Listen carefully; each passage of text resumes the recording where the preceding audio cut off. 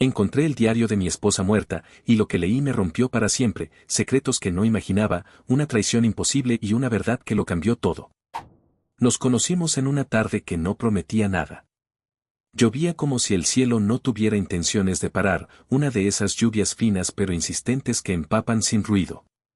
Yo estaba parado frente a la librería José Luis Martínez, en el centro de Guadalajara, sin paraguas, sin rumbo, con la camisa pegada al cuerpo y el alma igual de empapada.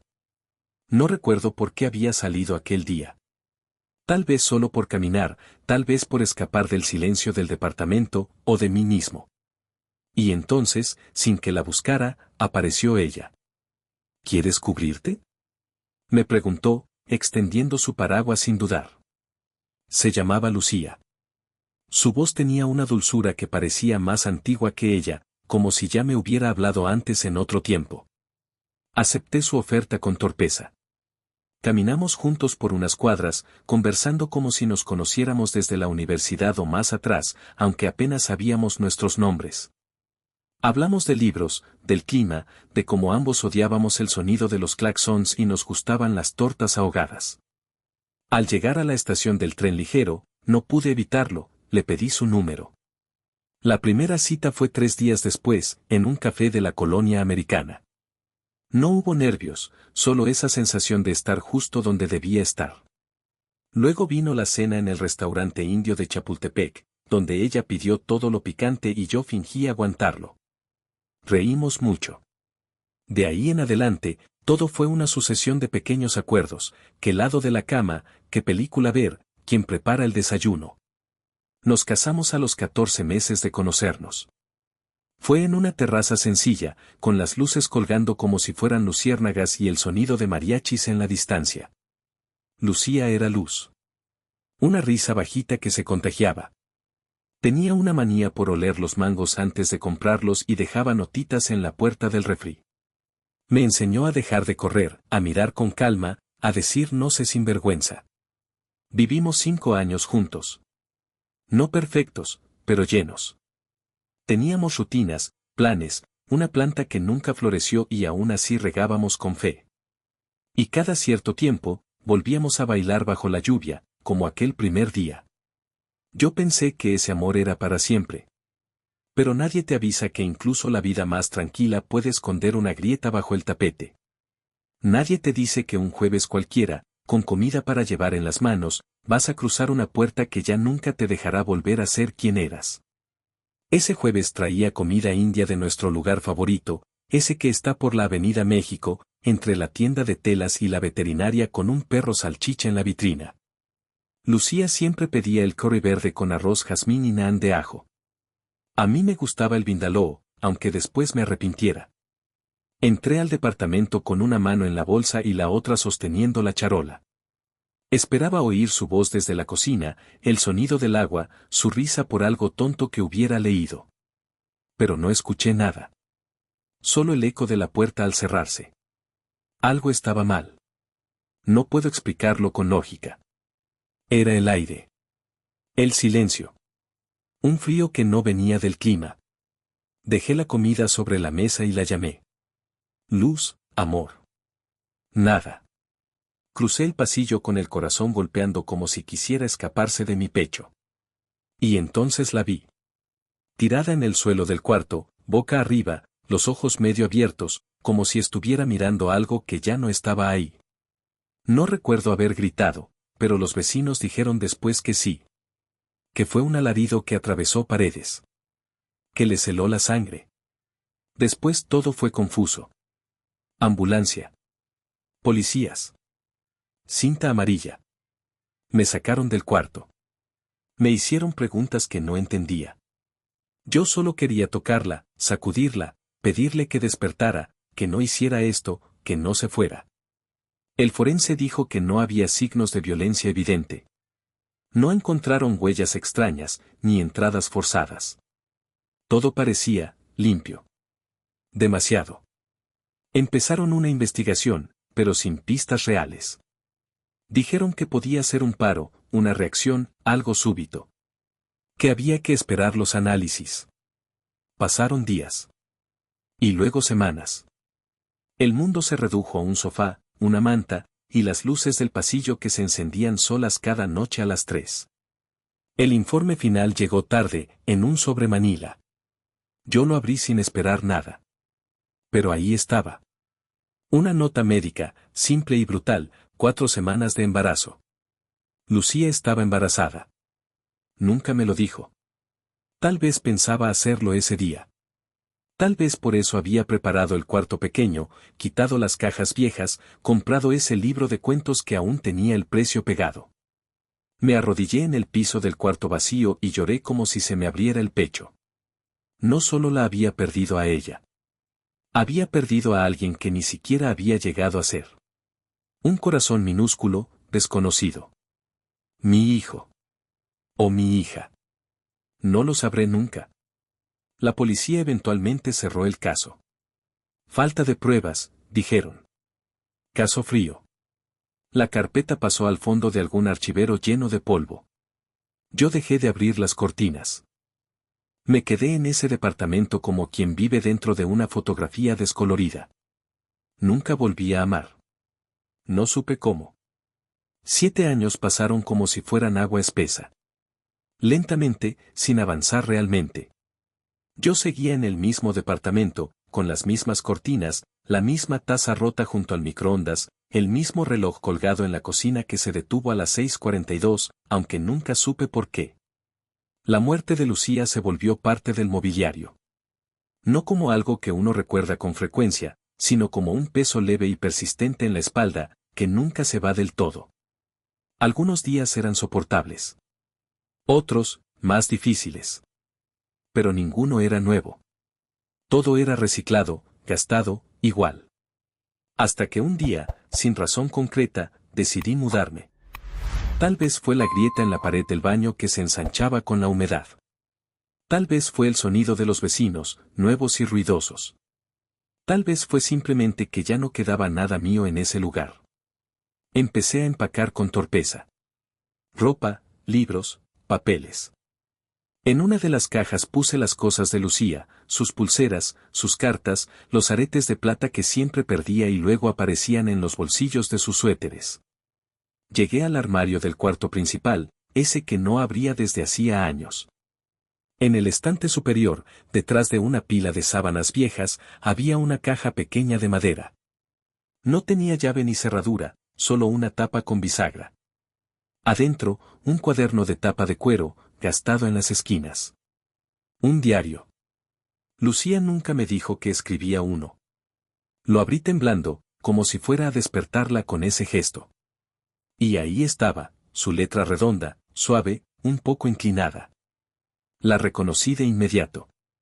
Empecé a leer desde la primera página. Escribía sobre el día que nos conocimos. Lo de la lluvia. El café. El curry picante. Cada recuerdo tenía su rincón, su palabra justa. Era como volver a oír su voz, pero sin poder responderle. Leí durante horas, sentado en el suelo, con las cajas abiertas y la luz de la tarde colándose por la persiana. Reía entre lágrimas. A veces la imaginaba leyendo en voz alta, burlándose de lo torpe que fui al besarla por primera vez. Me aferraba a ese cuaderno como si pudiera hacerla volver. Pero en algún punto, el tono cambió. Las frases eran más cortas. El ritmo, más confuso. Aparecieron palabras como culpa, confusión, error. Empezó a hablar de soledad. De sentir que yo estaba ausente. De una compañía inesperada. Y entonces apareció un nombre. Uno que me paralizó, Héctor. Mi padre. Al principio pensé que entendía mal. Que tal vez hablaba de otra cosa, de una charla, una comida. Pero las páginas siguientes lo aclaraban todo. Era un relato lento y doloroso de cómo algo emocional se convirtió en físico. Como ella lo odiaba, y al mismo tiempo se sentía atrapada. Como no sabía cómo decírmelo. Como le rompía el alma no haberlo detenido a tiempo. Escribía como quien se está hundiendo y no sabe si quiere flotar o desaparecer. Y luego, una frase que me dejó helado, no sé si el bebé es suyo. Solté el cuaderno. Me temblaban las manos. El estómago se me cerró como una puerta golpeada con furia. No podía respirar. El hijo que habíamos perdido.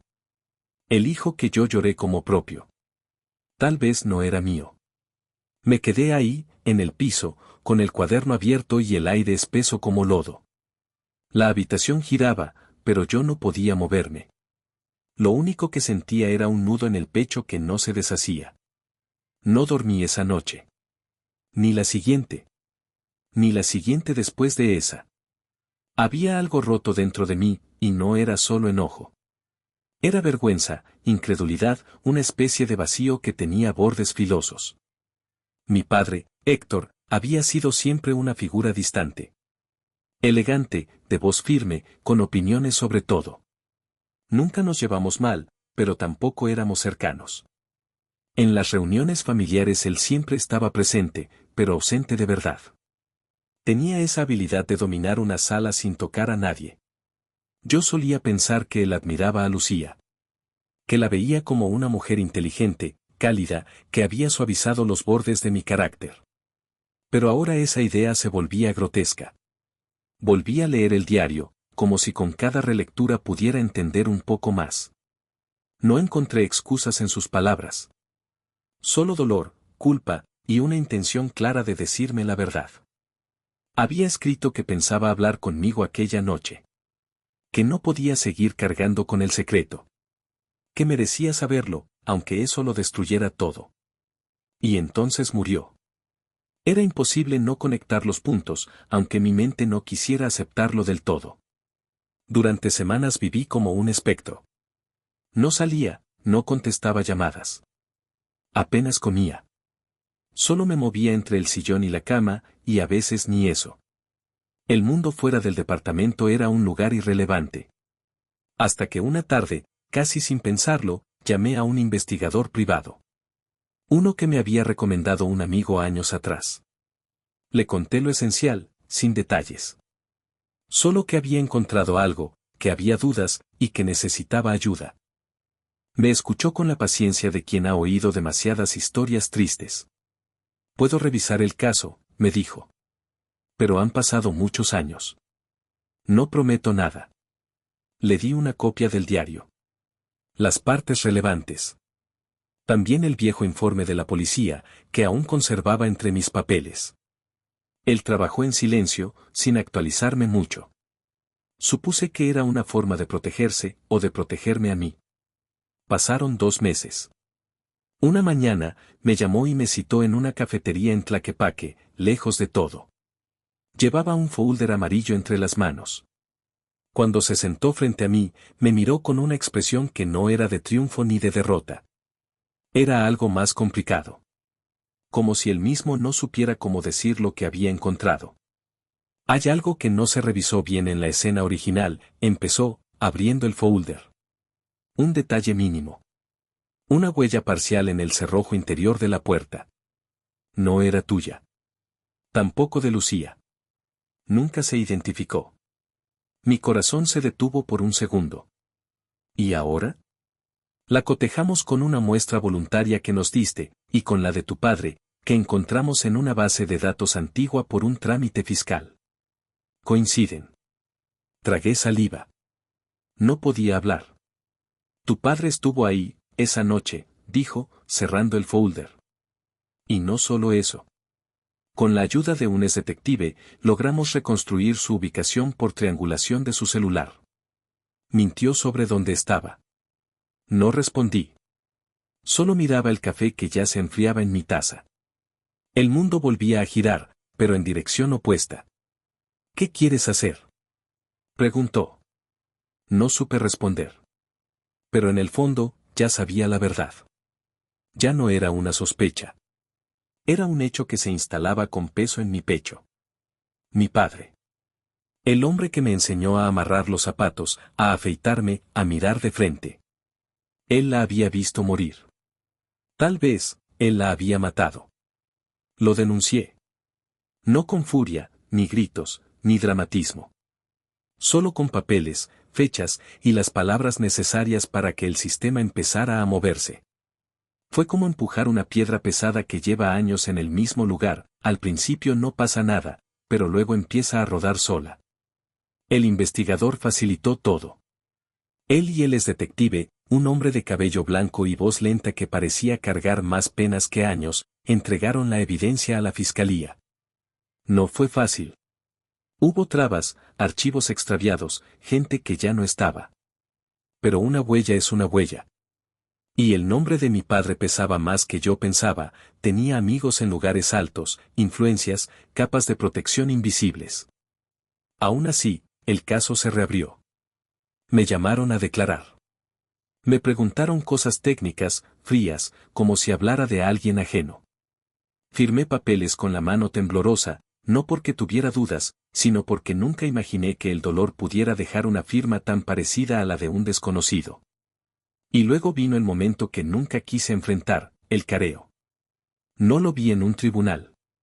Fue una oficina pequeña, con una mesa de metal y 2 sillas. Héctor entró escoltado, con esa misma elegancia seca de siempre. No parecía un hombre acorralado.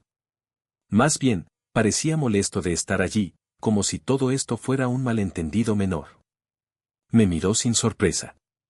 Como si supiera que tarde o temprano yo encontraría algo. ¿Qué buscas con esto? Fue lo primero que dijo. No respondí. No podía.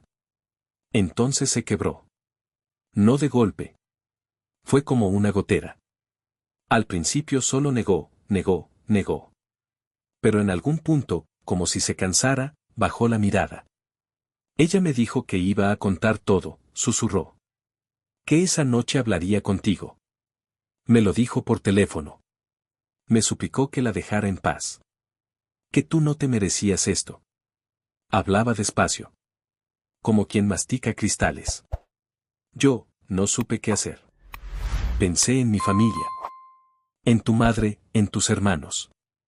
En lo que podía pasar si todo salía a la luz. No fue planeado. Solo fui a hablar. Pero ella no quiso escuchar. Me gritó. Me dijo que se lo diría todo.